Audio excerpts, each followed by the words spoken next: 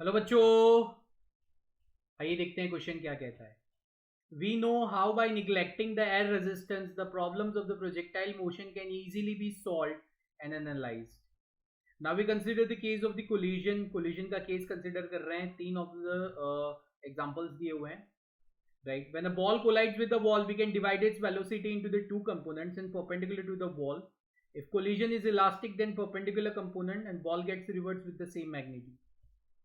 The other parallel component of the velocity remains constant if wall is smooth.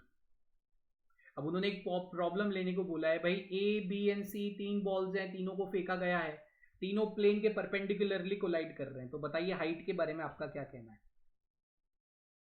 पहला case अगर हम देखते हैं, राइट, अगर आप ध्यान से देखिए, पहला केस अगर हम देखते हैं, राइट, तो ए को अगर फेंका जा रहा है तो वो हिट कर रहा है to the max side, right, जैसे कि क्वेश्चन में दिया गया है.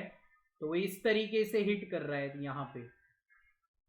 तो मान लीजिए एच ए की मैक्स साइड ये है, पहला case.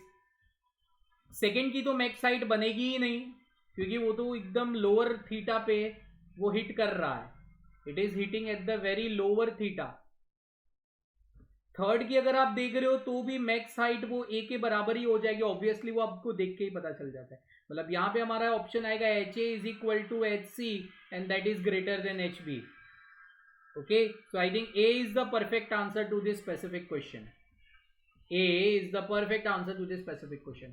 Hope you all understand this, bacha ji. Thank you and all the best.